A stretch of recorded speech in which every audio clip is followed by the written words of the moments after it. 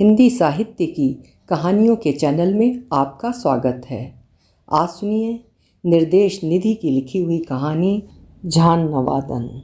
निर्देश निधि जी एक समकालीन हिंदी लेखिका हैं जो मुख्य रूप से कहानी, कविता और समसामयिक विषयों पर लेखन के लिए जानी जाती हैं।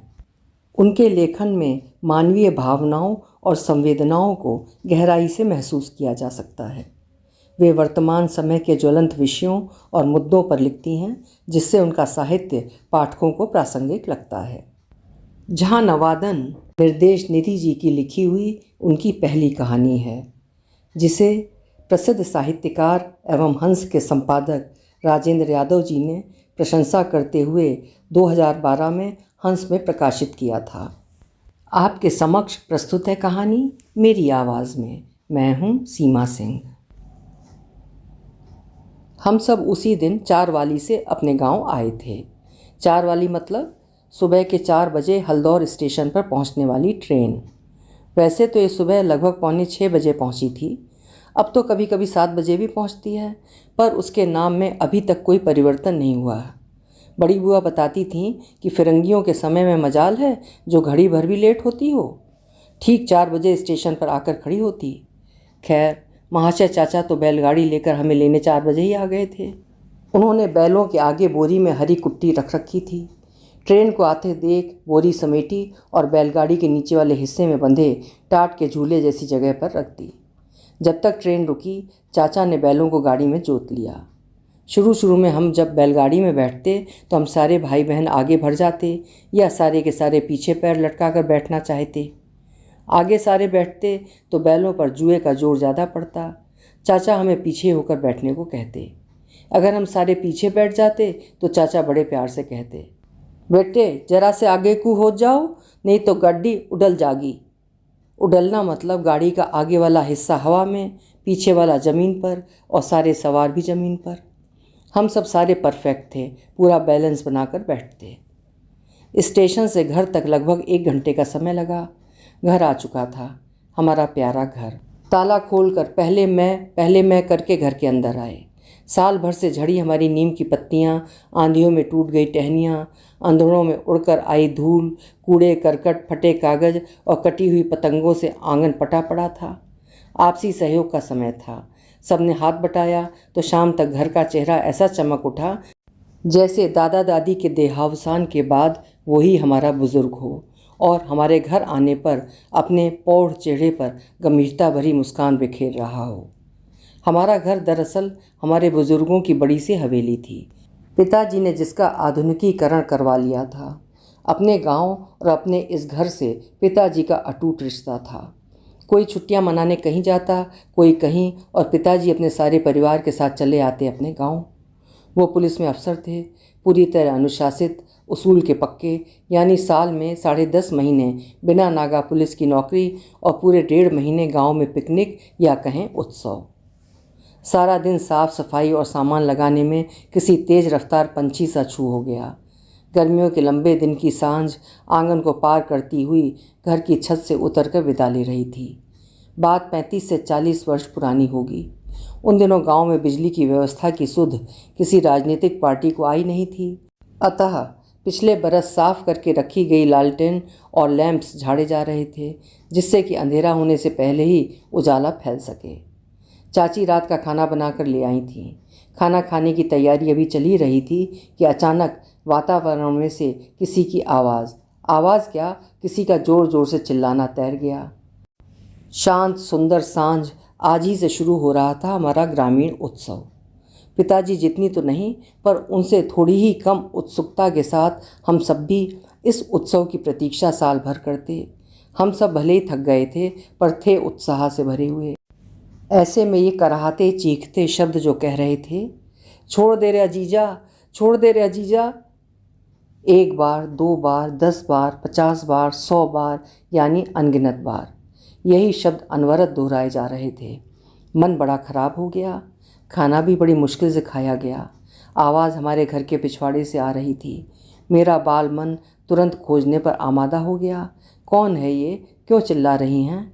ये अजीजा कौन है? इसे कब छोड़ेगा? वगैरह वगैरह।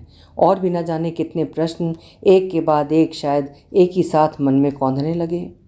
अम्मा ने चाची से पूछा, कौन है ये और क्यों चिल्ला रही है? यो झान नवादन है, इसका दिमाग चल गया था, इसीलिए इसे बांध रखा है इसके जेठ ने। चाची ने बड़ा संक्षिप्त उत्तर दिया। तब के लिए जैसे इतना काफ़ी था। हमारा घर हिंदुओं का आखिरी घर था। उसके बाद सारे मुसलमान रहते थे, कुछ शेख कुछ जुलाहे, लेकिन जुलाहों के साथ ही खड्डी चलाकर कपड़ा बनाने का काम शेख भी करते थे। मुझे गांव की पूरी स्थिति की खबर होती क्योंकि मैं छोटी थी। बच्चों के साथ खेलते खेलते सारे गांव का चक्कर लगाकर आती। ग्रामीण जीवन मुझे भी बड़ा लुभाता और कौतूहलवश मैं सारी बातें अपने ग्रामीण मित्रों से पूछती। सारे बाल मित्र तत्परता से मुझे सही सही जानकारी देते। मसलन पथवारे में चमनो चाची की जगह कौन सी है, इतने सारे उपले कहाँ रखे जाते हैं, बिटौड़ा कैसे बनाया जाता है, उसे बरसात में भीगने से बचाने के लिए मूंगा यानी फूस का कवर कैसे बनता है, छान कैसे छाई जाती है, डंगरों की क्या देखभाल होती है, दुधारू गाय भैंस को बिनौले की खल ही खिलाना क्यों अच्छा होता है, ताजिए कहाँ बनते हैं, किस सामान से बनते हैं, कौन सबसे अच्छा कारीगर है, या हमारे घर के पीछे रह रहे मुसलमान जुलाहे खड्डी कैसे चलाते हैं, चेक का कपड़ा कैसे बुना जाता है और सादा कैसे, कौन सबसे अच्छा सूत काटती है, वगैरह वगैरह। जब मैं अपने गांव से लौटती तो मुझे गांव का अच्छा खासा ज्ञान हो जाता। मेरे इस ज्ञान पर पिताजी बहुत खुश होते और मुझे ढेर सा लाड़ करते। मैं गांव में कितना भी घूमती पर किसी के घर बैठती नहीं थी। बस एक रेशमा का व्यक्तित्व और उसका साफ सुथरा घर मुझे वहाँ बैठ जाने का आमंत्रण देता और मैं अक्सर उसकी चारपाई पर बैठ जाती। रेशमा गोरी चिट्टी लंबी तगड़ी शेखनी, 3 छोटे छोटे बेटों की माँ, पर चेहरे से किशोरी सी दिखती। कहते थे कि उसकी माँ पर किसी अंग्रेज का दिल आ गया था, वो जिसका परिणाम थी। उसकी हल्की नीली आँखें, गोरा गुलाबी रंग, सुनहरे बाल, उसके नैन नक्श और उसका आश्चर्यजनक रूप से समय का पाबंद और अनुशासित होना मुखरता से इस अफवाह की पुष्टि करते। उसमें गजब का आकर्षण था, इतना कि छोटी सी मैं साल भर बाद आकर भी उससे मिलना नहीं भूलती।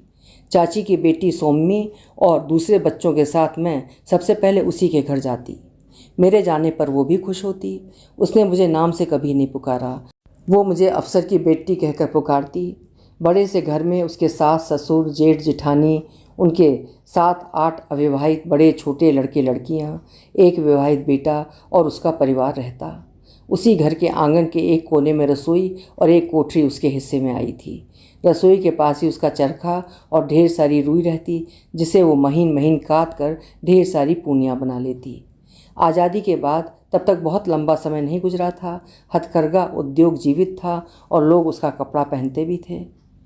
रेशमा का पति अपने 10 बहन भाइयों में 8वें नंबर पर था। अजीजुद्दीन सबसे बड़ा था। उसकी पत्नी उसके बड़े मामा की बेटी थी और रेशमा उसके छोटे मामा की, जिसे अजीजुद्दीन की पत्नी अपने देवर रईसुद्दीन के साथ ब्याह कर ले आई थी। रेशमा जैसी अनिंद्य सुंदरी को पाकर वो सीधा साधा नौजवान धन्य हो गया। नई नई पत्नी अनिंद्य सुंदरी रेशमा की उपस्थिति उसे हर वक्त घर आने का आमंत्रण देती। कभी सूत के बहाने, कभी रुई के बहाने, कभी खाना पीना तो कभी कपड़े। जब कोई भी बहाना ना मिलता तो बस यही पूछने चला आता कि शाम का खाना बनाने के लिए पर्याप्त लकड़ियां हैं या नहीं। उसके आते ही रेशमा झट से कोठरी की तरफ दौड़ती। नया नया प्रेम, मन से तन तक प्रयोग कर लेने की पूरी छूट। पति ही सबसे अच्छा प्रेमी साबित हो सकता है। रेशमा का मन पूरी तरह इस विश्वास से भर गया था। ना कुछ अनैतिक, ना कुछ अनर्थ और ना ही सामाजिक खींचतान।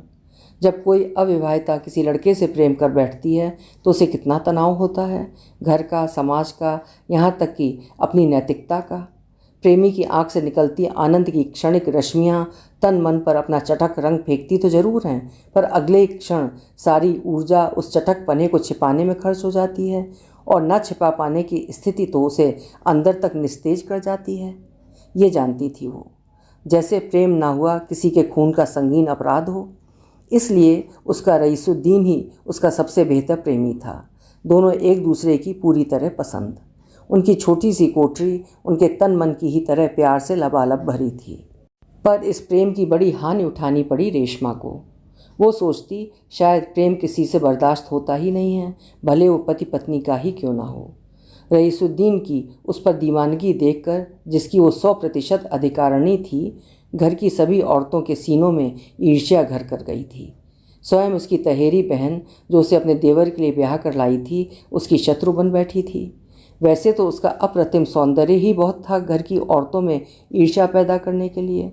उस पर चांदी पहनने वाली औरतों के बीच रेशमा का सोने की मुर्कियों और बुलाक पहनने और रईसुद्दीन से प्यार मोहब्बत ने आग में घी का काम किया। सास को तो उसके नाम से ही नफरत होने लगी थी।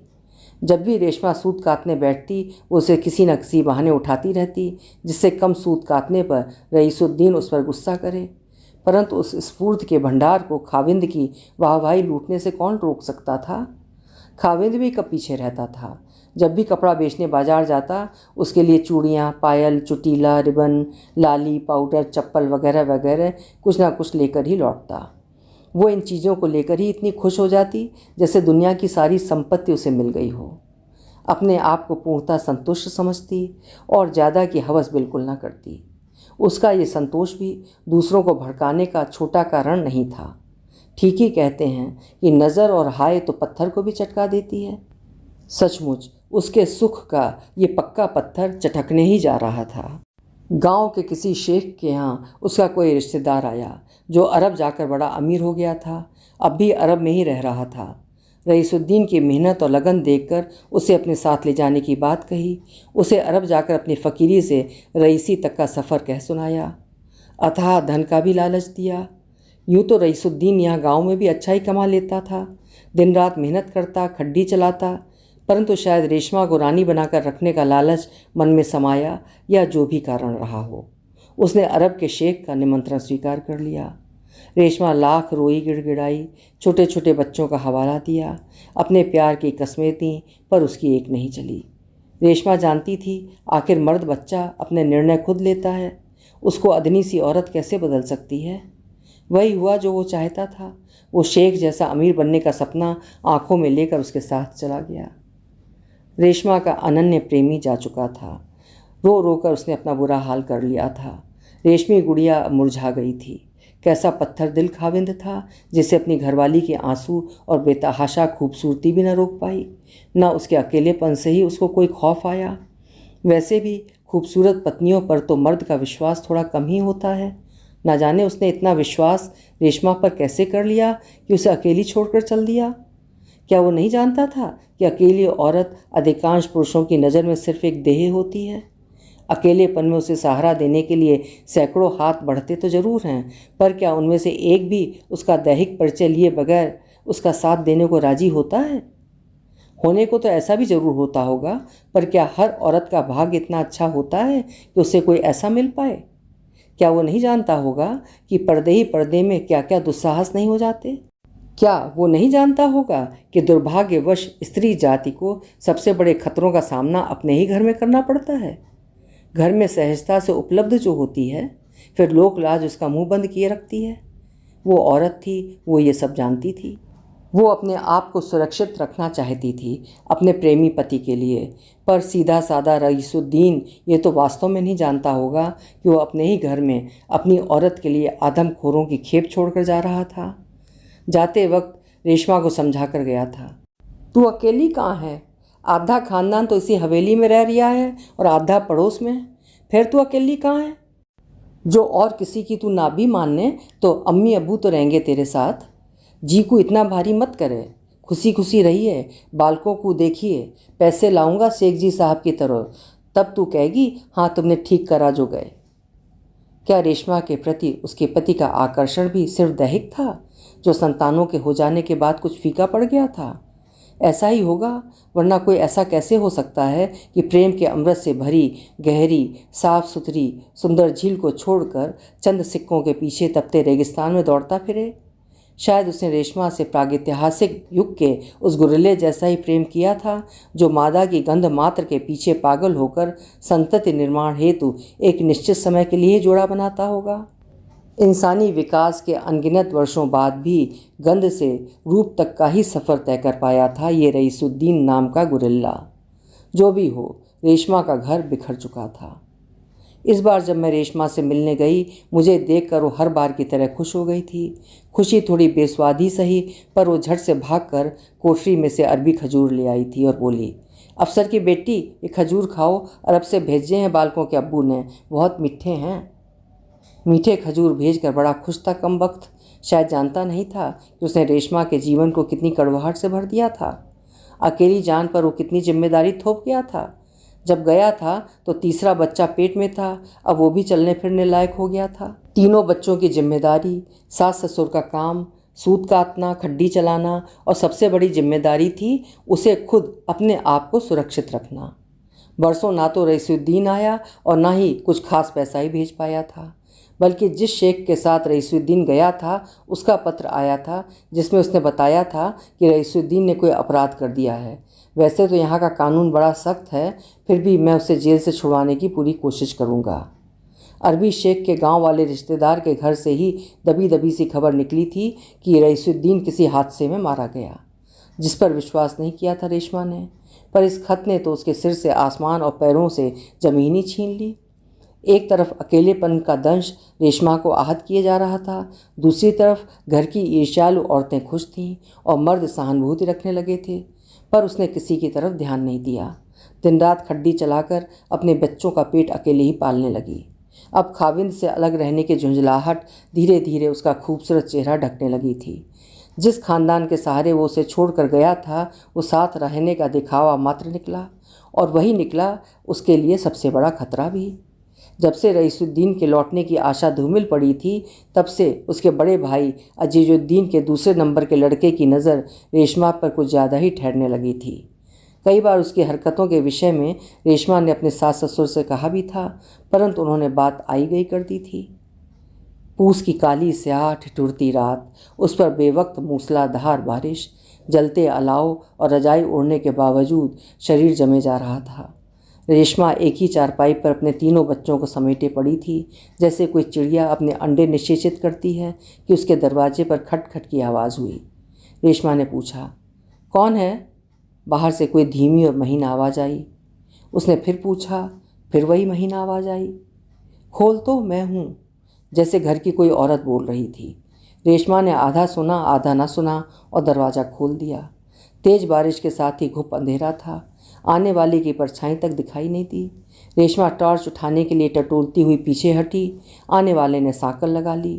रेशमा ने जैसे ही टॉर्च जलाई, उसे एक लंबा तगड़ा आदमी दिखाई दिया जिसने अपने चेहरे पर ढाटा बांध रखा था, परंतु उसकी कद काठी देखकर रेशमा को समझते देर नहीं लगी कि वो कौन था। आगंतुक ने हाथ से टॉर्च छीन कर दूर फेंक दी। टॉर्च की रोशनी देर तक इधर से उधर लुढ़क कर बंद हो गई। आगंतुक उसका हाथ पकड़कर बेरहमी से खींचते हुए कोठरी के कोने में ले गया। रेशमा ने पुरजोर विरोध किया, चीखे चिल्लाई, पर किसी को कोई आवाज़ नहीं गई, या किसी ने जानबूझकर नहीं सुना। शारीरिक बल से हाका हुआ पुरुष का वासना भरा अहंकार एक स्त्री के साथ जो सबसे बुरा कर सकता था, वो उसने किया। वो हट्टी कट्टी शेखनी सचमुच अबला बनकर रह गई थी। उसकी चीत्कार से उसके तीनों बच्चे जाग गए थे। सोचकर बुरी तरह सहम गए कि उनकी माँ को कोई जान से मारने आया है। अपनी माँ को जीवित देखकर उन्होंने राहत की सांस ली, परंतु उन्हें क्या पता कि उनकी माँ मर ही चुकी थी। अब जीवित थी तो केवल उसकी देह। रेशमा बारिश में गिरती पड़ती, भीगती भागती, बदहवास सी अपने सास के पास जाकर रोते हुए चीख चीख कर अजीजुद्दीन के दूसरे नंबर के बेटे की करतूत बता रही थी। पर सास कुछ नहीं बोली। शायद सबकी मौन स्वीकृति थी। अब तक रईसुद्दीन की मौत की खबर लगभग पक्की हो गई थी और उसकी सारी संपत्ति पर दूसरे घर वालों का कानूनन हक था। अतः वो हार कर अपनी कोठरी में लौट आई। आबरू ही नहीं, आत्माभिमान, सम्मान, सब कुछ तार तार हो गया था। अब क्या क्या करेगी जीकर? रात में कितने ही बुरे बुरे कारनामे क्यों ना हो जाएं, सुबह होती ज़रूर है। उस रात के बाद भी एक सुबह हुई थी। बारिश बंद हो गई थी, पर हवा की तेज़ी ने सर्दी को और बढ़ा दिया था। अभी तक रेशमा अपने ससुर के सामने कभी नहीं निकली थी, पर अब उसके लिए किसी से पर्दे का कोई अर्थ नहीं था। अतः वो मुंह पर पर्दा किए बिना ही अपने ससुर के सामने आ खड़ी हुई, जैसे आदेश दे रही हो। रईसुद्दीन को बुला दो। ससुर चुप रहा। सास का तीखा बाण निकला। बेशर्मी की भी हद होती है। एक तो ससुर के सामने मुंह खोले खड़ी है, ऊपर से खाविंद का नाम ले रही है। जुबान जल जा तेरी, कल मुई जा जाके डूब जा कहीं। अपने खाविंद का नाम भी ना लूं और दूसरे मर्द के सामने अपने आप को। छी, कहते कहते रुक गई रेशमा। सास बहुत ही बुरे शब्द बोली। रईसुद्दीन मर गया, हम सबको पता है, आज तू भी जान ले। एक औरत में हो वही क्या है जो इतनी मरी जा रही है? गाड़ी भर गोश्त लेके घूम रही है, इंगे उंगही भी तो बखेरती फिरेगी। घर के मर्द कह रहे जागी तो कौन सा आसमान फट पड़ेगा? रेशमा सास की बात सुनकर बुरी तरह तिलमिला गई थी। बोली, मैं रईसुद्दीन की ब्याहता हूँ, उसके सिवा इस दुनिया में मैं और किसी का ना रहने की हूँ। तो जा पंचों से करवा ले फैसला। सास फिर बोली, पंचों के दौरे जाके क्या कर लूँगी? बे तो सब बुढ़े के लंगोटिया यार हैं, बिकाऊ हैं। कहकर हारी हुई स्त्री अपने कोठरी में वापस लौट गई। जानती थी पंच भी तो मर्द ही थे, ठीक उसके घर के मर्दों जैसे। इस दुनिया में कितनी ही औरतें अनपढ़ अपनी तरह और पढ़ी लिखी अपनी तरह से स्त्रीवादी होकर पुरुषों के अन्याय के खिलाफ लड़ाइयाँ लड़ती हैं, परंतु कितनी अजीब बात है कि जितना वे पुरुषों के खिलाफ होती हैं उससे कहीं ज़्यादा होती हैं एक दूसरे के खिलाफ, चाहे अनपढ़ हो या पढ़ी लिखी। एक औरत दूसरी के साथ कुछ थोड़ा अन्याय नहीं करती। एक मर्द ने रेशमा के साथ अन्याय किया, दूसरे ने उसके साथ हुए अन्याय को समझना जरूरी नहीं समझा, क्योंकि वे औरत का दर्द नहीं समझता था। परंतु एक औरत की कौन सी मजबूरी थी जो वो दूसरी का दर्द नहीं समझी? जिस तरह प्राचीन युग से आद्य युग तक भारतीय रियासतें आपसी द्वेष रखकर विदेशी आक्रांताओं को भारत पर विजय दिलाती रहीं, ठीक उसी तरह है स्त्री समाज भी। आपसी ईर्ष्या ने इसे पूरी तरह खोखला और कमज़ोर रखा, इसीलिए इस पर राज किया पुरुष समाज ने। अपनी सास के अपराध के सामने रेशमा को अजीजुद्दीन के लड़के का अपराध कुछ खास बड़ा नहीं लग रहा था। उसका मन चाहा कि बुढ़िया का यहीं गला दबा दे, पर वो अबला है, सबसे हार जाने वाली अबला। वो अपने जाते हुए पति को नहीं रोक पाई, बलात्कारी को नहीं रोक पाई, अब अपनी ही जाति वाली को अनर्गल बकवास करने से नहीं रोक पाई। वो समझ गई थी कि औरत में भावनाएं, विचार वगैरह कुछ नहीं, बस एक देह होती है, वो भी मर्द के लिए, अपना नहीं तो दूसरे किसी के लिए। उसका रोम रोम कराह उठा। अब किससे क्या कहे? बाप के घर चली जाए। बाप को मरे तो 2 बरस हो गए। भाई भाभी तो माँ को ही घास नहीं डालते। फिर भी उसने किसी के हाथ अपने भाई को बुला भेजा था। भाई आया, परंतु उसे बाहर दालान में ही बैठा लिया गया। रेशमा के सास ससुर अजीजुद्दीन सबने मिलकर पति की अनुपस्थिति में रेशमा का चाल चलन सही न होने की बात को उसके दिमाग में ठीक से बैठा दिया। सबूत और एक दूसरे की गवाही से हर झूठ को सच और सच को झूठ बना दिया। औरत की बदकिस्मती, कितना नाजुक बनाया चरित्र, गलत काम किए बिना ही खराब हो जाता है। और सबसे बड़ी विडंबना ये कि उसके सगे संबंधी भी इस झूठ पर अपना समर्थन देने लगते हैं। किस भाई को अपनी बहन की किशोरावस्था से शिकायत नहीं होती? किशोरी का चंचल मन खाली दर्पण सा होता है, जो कोई सामने देर तक खड़ा रहे उसी का अक्स उस पर उभरने लगता है। हर किशोरी के सपनों का राजकुमार कोई ना कोई तो बन ही जाता है। हर भाई की नज़र गैलीलियो की दूरबीन बनकर बहन के कोरे कोरे दबे छिपे सपनों को ताड़ लेती है। बहन का यही अल्हड़ प्रेम या आकर्षण जो भी कहो, भाई के दिल में उसके चरित्र के विषय में अविश्वास का बीज बो देता है। यही रेशमा के भाई के साथ हुआ। अद्वितीय सुंदरी बहन पर कड़ी निगाह रखता। उसे याद है 14-15 वर्ष की रेशमा एक हिंदू लड़के की दीवानी हो गई थी। बड़ी सख्ती से संभाला था उसने। बहन का ब्याह कर वो इस घटना को लगभग भुला चुका था, परंतु आज उसके ससुराल वालों के सबूतों और दलीलों ने उस घटना को पुनः जीवित कर दिया था। उसने मान लिया कि रेशमा ही गलत है, तब भी थी, आज भी है, ये कभी नहीं सुधरेगी। मेहमान ने गलत किया जो इसे अकेले छोड़कर इस पर भरोसा किया। वो अंदर रेशमा के पास आया तो ज़रूर, परंतु उसे ही हिदायत दे गया। संभाल के रख अपने आप को, कुलच्छन मत ना दिखावे। वो चुप खड़ी रह गई। भाई चला गया। अब उसे किसी का सहारा नहीं था। जीवन भी अपना, मौत भी और प्रतिशोध भी अपना। वो चुपचाप अपनी कोठरी में चली गई। सारा दिन वहीं पड़े पड़े गुजर जाता। ना बच्चों का ध्यान रहा, ना अपना। महीनों मुँह से कोई शब्द नहीं निकला। क्रोध अंदर ही अंदर पकता रहा। 2.5-3 महीने बीत गए। जाड़े जा चुके थे। घर के मर्द गर्मी के कारण खुले में सोने लगे थे। इतने दिनों खामोश रहकर अपना प्रतिशोध लेने के लिए जो ऊर्जा जुटाई थी, आज रेशमा ने उसकी परीक्षा लेने का निश्चय किया। सब सो चुके थे। उसने 2 तकुए आंच में लाल किए और बाहर गई जहां उसका अपराधी सोया हुआ था। वो जलते हुए तकुए उसने अपने अपराधी की दोनों आंखों में घुसा दिए। अपराधी की आंखों से धुएं के साथ मुंह से एक हृदय विदारक चीख निकली। सब जाग गए। रेशमा वहीं खड़ी रही। उसने अपने अपराधी को सजा दे दी थी। घर का कोई छोटा बड़ा सदस्य उस पर लात घूंसे बरसाए बिना नहीं रहा। शरीर चोट खा रहा था तो क्या, प्रतिशोध लेकर मन शांत हो गया था। किसी ने कहा डायन है, ये तो सबको खा जाएगी। किसी ने कहा पुलिस को बुलाओ। और भी अनेक राय आई, पर अजीजुद्दीन ने किसी की कोई बात नहीं सुनी। उसने क्षण भर में रेशमा के लिए एक नायाब सज़ा सोच ली थी। उसी दिन लोहे की 2 लंबी लंबी मजबूत जंजीरें लाई गईं। रेशमा का एक पैर और एक हाथ अलग अलग जंजीर से बांधकर उसे अपने बाहर वाले चबूतरे के बीचों बीच खड़े शीशम के पेड़ के साथ बांध दिया। वो दिन रात सुबह शाम वहीं बंधी रहती। वहीं एक प्लेट में कुत्ते की तरह एक आध रोटी डाल दी जाती। बस सुबह के समय घर की औरतें उसे जंगल तक ले जाती शौच के लिए, वो भी किसी पुरुष की निगरानी में। बस इतनी ही थी उसकी स्वतंत्रता। घर की पर्दानशी अनिंद्य सुंदरी अब गलियारे से गुजरने वालों के मनोरंजन का साधन बन गई। उसी में दोष लगाकर गांव भर में उसके प्रति घृणा प्रचारित की गई। वहाँ से गुजरने वाला हर औरत आदमी उस पर थू थू करता, खासकर औरतें। यही तो एक मौका था अपने अपने मर्दों को ये दिखा देने का कि वे चरित्रहीन का साथ नहीं दे सकती, क्योंकि वे बड़ी ही सच्चरित्र और साध्वी स्त्रियां हैं। कोई कहती, उल्टा अब बैठी है ये गलियारे में, शर्म हया तो कोई ना, कुलच्छनी मर्दमार हो रही है, मर्दों से बराबरी करने पर उतरी थी। कोई कहती अपने मर्द को तो खाई गई, अब सबके दूसरों को ऐसे मारे काटेगी। और भी न जाने क्या क्या। कई दिनों तक रेशमा अपना मुंह घुटनों में छिपा कर बैठी रही। शायद ये सज़ा उसने सोची नहीं थी अपने लिए। औरतें रोज़ आती, उसे रास्ते में बैठे रहने के ताने मारती। एक दिन उससे रहा नहीं गया, जैसे चिल्ला पड़ी थी उस दिन वो, जो मेरे साथ मेरी कोठरी में होया, गलियारे में बैठना उससे बुरा ना है। औरतें सहम गईं।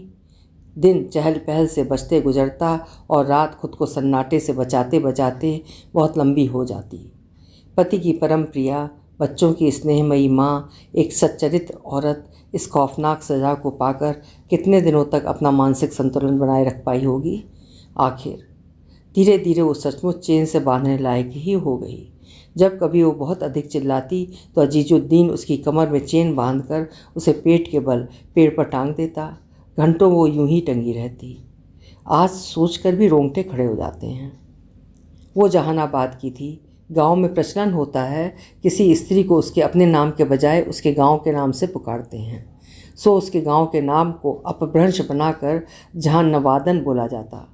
शीशम के पेड़ से बंधी पर्दानशी जहानवादन हमेशा तने की तरफ मुंह करके बैठी रहती। पेड़ की टहनियाँ तोड़कर उसने अपने लिए चूल्हा, चरखा, चारपाई, बर्तन आदि सभी सुविधाएं जुटा ली थीं। उन टहनियों को बड़े करीने से सहजती, उन्हें ही अपनी संपदा समझ सबसे उनकी रक्षा भी करती। पथवारे जा रही औरतें अपने मनोरंजन के लिए मुट्ठी भर गोबर दूर से ही उसके चबूतरे पर फेंक देती और कहती, जहानवादन, इस गोबर को तू अपने चौतरे पे फेर ले। वो सफाई की दीवानी उस गोबर में अपनी पानी पीने वाले लोटे से ही पानी मिलाती और चबूतरे को बड़ी अच्छी तरह से लीपती।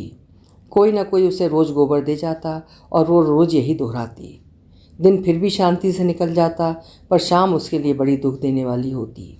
गांव के छोटे छोटे लड़कों की टोलियां आती, कभी डंडियों से उसका करीने से रखा सामान या कहें संपदा बिखेर देती, कभी उसके चबूतरे पर मिट्टी या पत्ते फेंक देती।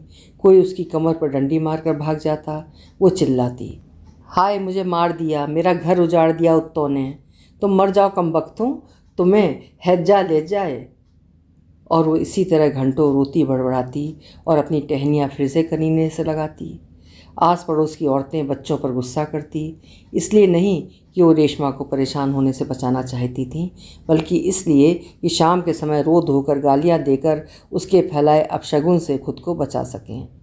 एक बात तो थी, उसे किसी ने जैसे भी चिढ़ाया हो, पर उसका शारीरिक शोषण करने की बात कोई सोच भी नहीं पाया।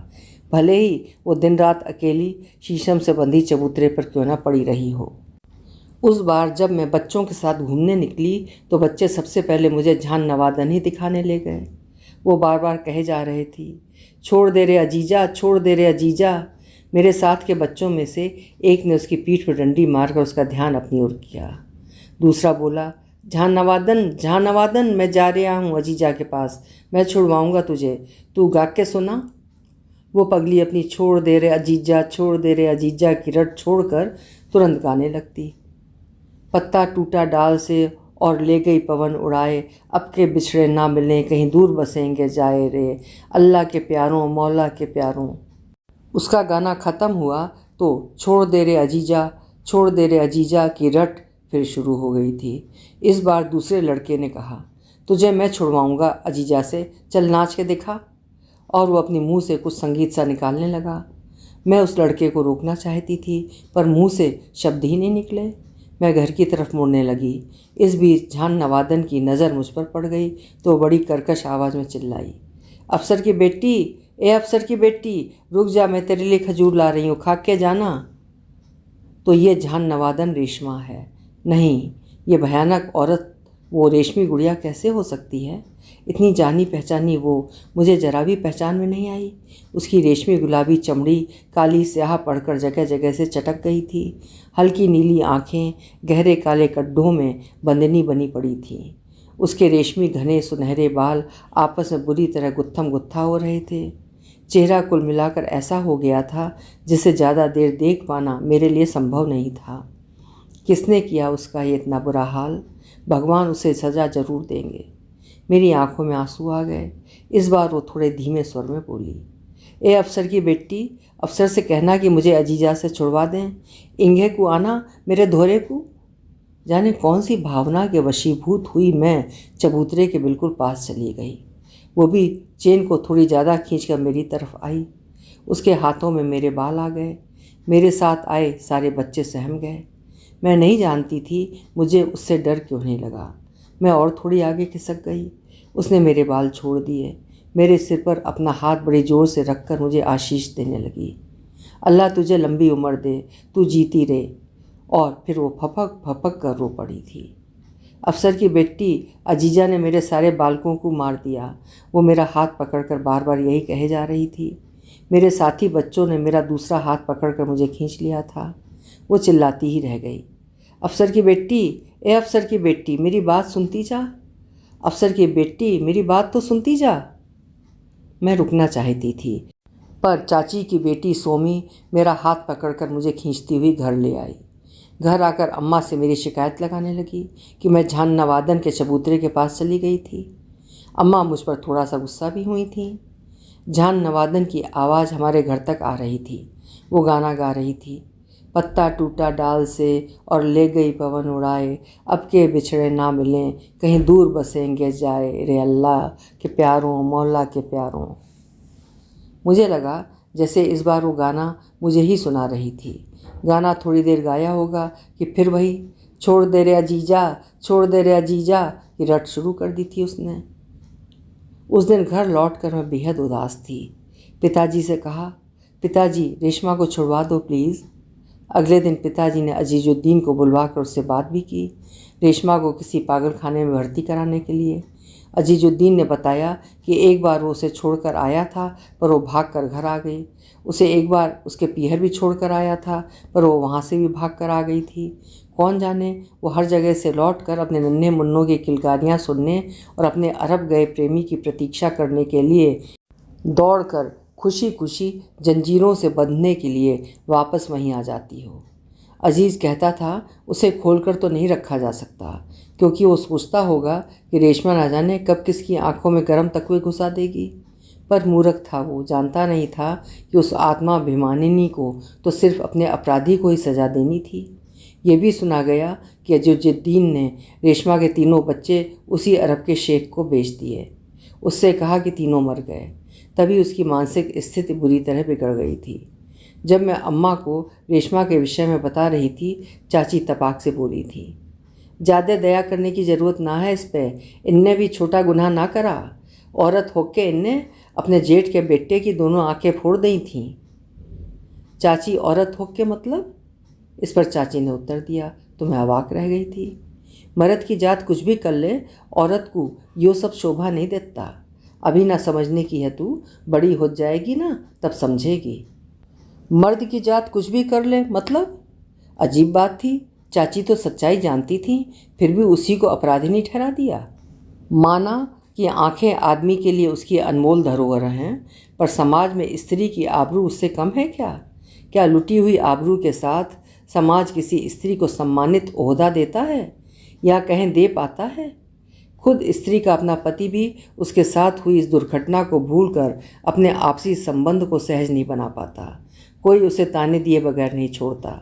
ज़्यादातर औरतें ऐसे हादसों के बाद आत्महत्या तक कर लेती हैं। फिर रेशमा का अपराध अजीजुद्दीन के बेटे के अपराध से बड़ा कैसे हुआ? मैं तब भी नहीं समझ पाई थी, ना आज समझ पाई हूँ, और संभवतः ये प्रश्न मेरे मन में हमेशा अनुत्तरित ही रहेगा। क्या वो अपराधी बड़ा नहीं जिसने अपराध की शुरुआत की? 1.5 महीने तक मैं रोज़ उससे मिलती रही, अम्मा की डांट पड़ते रहने के बावजूद। 2-4 आंसू भी उस पर बहाती रही। इस बार 1.5 महीने का उत्सव मेरे लिए उदासी बनकर आया था। उसके अगले बरस हम गांव नहीं आ सके थे। जहां पिताजी की पोस्टिंग थी वहां 2 विरोधी पक्षों के बीच तनाव हो गया था। कर्तव्य को प्राथमिकता देने वाले पिताजी ने अपना 1.5 माह का ग्रामीण उत्सव इस बार बलिदान कर दिया था। हम सब सारी छुट्टियां वहीं बोर होते रहे। मुझ बच्ची की कल्पनाओं में सारी छुट्टियों में झान नवादन घूमती रही, जैसे अजीजुद्दीन ने उसका इलाज करा दिया होगा और वो फिर से वही रेशमा बन गई होगी।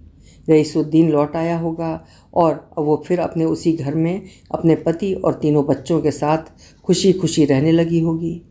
जब मैं इस बार जाऊंगी तो मुझे प्यार से खाट पर बैठा देगी। इस बार वो अरबी खजूर नहीं, मुझे गुड़ ही खिलाएगी, अपने गांव का बना हुआ। खूब सूत काटने लगी होगी, जितने समय नहीं काटा उसके हिस्से का भी। और भी ना जाने क्या क्या अच्छा अच्छा सोचती मैं अपनी उस प्रिया के लिए। वो साल बिना गांव आए बीत गया। जब हम उसके अगले बरस गांव आए तो आते ही मैं सबसे पहले छत पर से वो चबूतरा देखने को भागी, जिसके बीचों बीच खड़े शीशम के पेड़ से रेशमा बंधी रहती थी।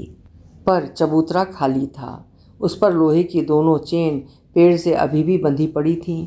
शायद अजीजुद्दीन ने उन्हें गांव की औरतों को ये सज़ा याद दिलाते रहने की वजह से न खोला हो, पर अब अजीजुद्दीन से छोड़ दे अजीजा, छोड़ दे रे अजीजा की गुहार लगाने वाली झान नवादन वहाँ नहीं थी। अजीजुद्दीन ने उसे कभी स्वतंत्र नहीं किया तो क्या, वो खुद उड़ गई थी सारे बंधन छुड़ाकर। उस रेशमी गुड़िया पर मौसमों की कितनी भी मार क्यों न पड़ गई हों, या उसके बेतहाशा रूप पर कुरूप डरावनी झान नवादन का भयानक चेहरा क्यों न चढ़ गया हो, मैं उसे रेशमा के नाम से ही जानूंगी, याद करूंगी। उसके खिलाए खजूरों की मिठास मेरी स्वाद ग्रंथियाँ आजीवन नहीं भूलेंगी। मैं हमेशा मानूंगी उसने साहस या दुस्साहस जो भी किया था व्यर्थ नहीं गया।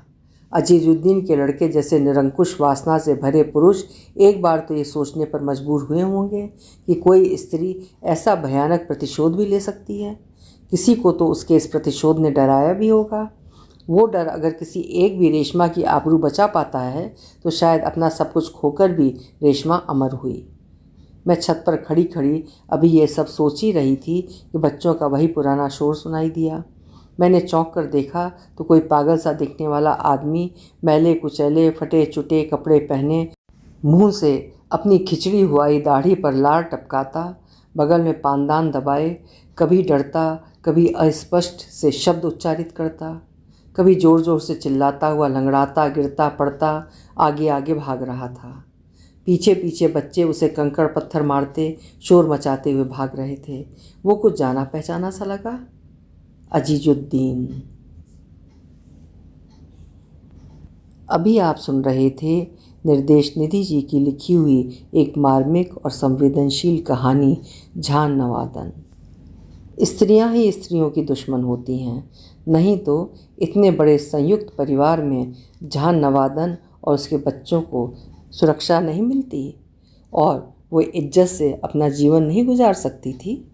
बहरहाल इस दुखद कहानी में वास्तविकता की भी झलक मिलती है। उम्मीद है ये कहानी आपको पसंद आई होगी। पसंद आई हो तो कहानी को लाइक और शेयर करना नहीं भूलिएगा और चैनल भी सब्सक्राइब कर लीजिएगा। कल फिर मिलते हैं। नमस्कार।